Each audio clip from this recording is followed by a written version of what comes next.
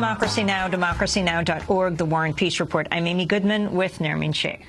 We turn now to the trial of Army Private Bradley Manning as the sentencing phase winds down, with a decision expected as soon as next week.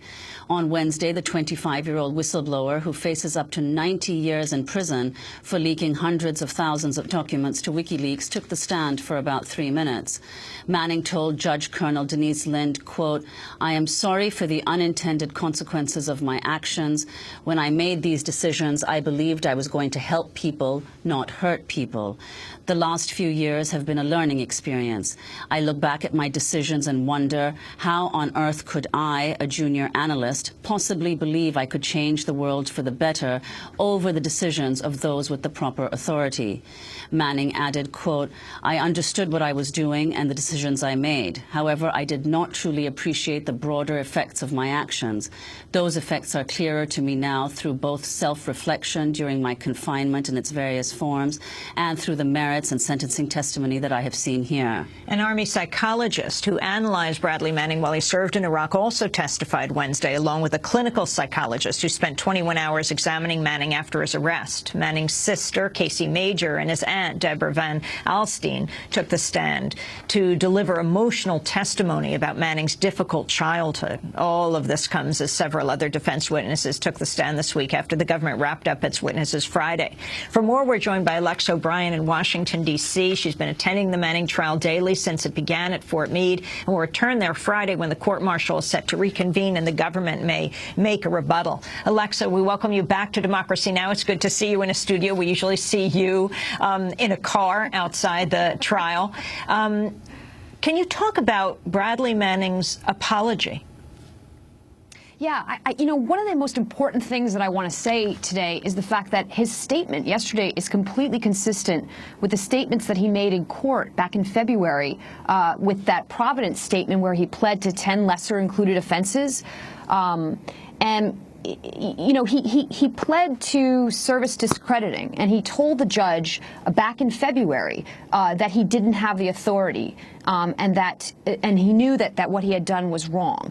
He also said that he could understand how his actions harmed perceptions and feelings about the United States not being able to handle information securely, and how that might affect the United States in its relationships globally. So I don't think that his apology is in any way contradicting the last actually 19 months in court.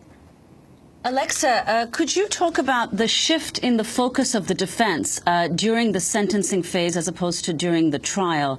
It seems that during the sentencing phase, the focus was much more on Manning's, what was termed his troubled childhood, rather than his desire to reveal what he perceived to be the injustices of the U.S. military in Iraq and elsewhere as he witnessed them. Well, as you know, in the merits phase of this trial, Manning was convicted on probable harm. So here, and motive and actual damage was all relegated to sentencing. So here we were in the sentencing phase, and we knew that Manning was going to talk about his motive.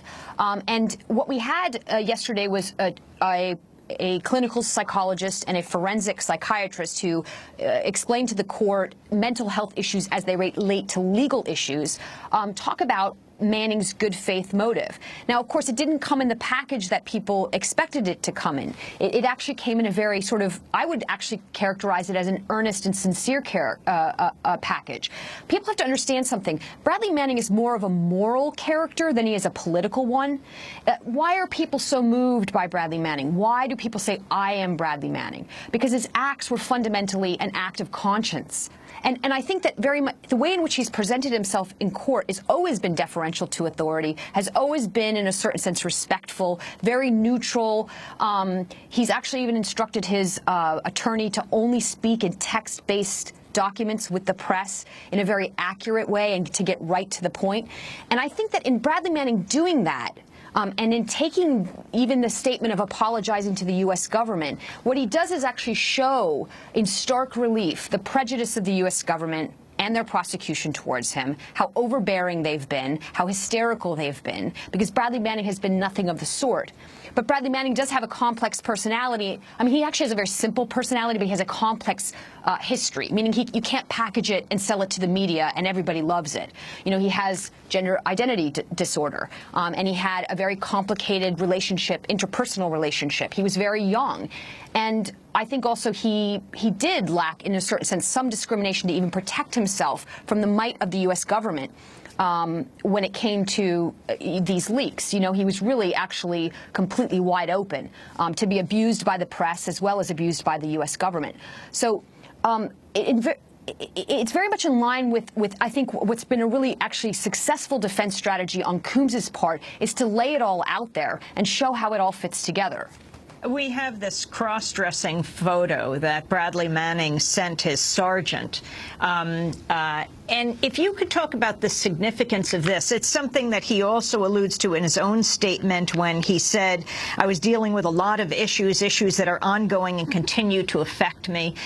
He wrote in the email to the officer, this is my problem. I've had signs of it for a very long time. It's caused problems with my family. I thought a career in the military would get rid of it. It's not something I seek out for attention. I've been trying very hard to get rid of it by placing myself in situations where it'd be impossible, but it's not going away. It's haunting me more and more as I get older. If you could comment on the significance of this as the sentencing phase of the trial is wrapping up, Alexa. Absolutely. I mean, I think fundamentally what we need to understand is when Bradley Manning's forensic psychiatrist and clinical psychologist talked about his gender identity issues in court yesterday in relation to the leak, they didn't talk about it in terms of as a pathology. They talked about it in the fact that the two occurrences were happening at the same time. The largest leak, the first large leak that Manning did was in January 2010, and it was around the time on leave back in the United States where he started to actually dress as a woman. And so Bradley Manning's personal truth and also his acts of conscience of leaking these large data sets. We have 5 seconds, Alexa. All come from the same thread. Well, I want to thank you very much for being with us. Of course, we'll continue to follow this trial. Continues on Friday. I'm Amy Goodman with Noreen Shea.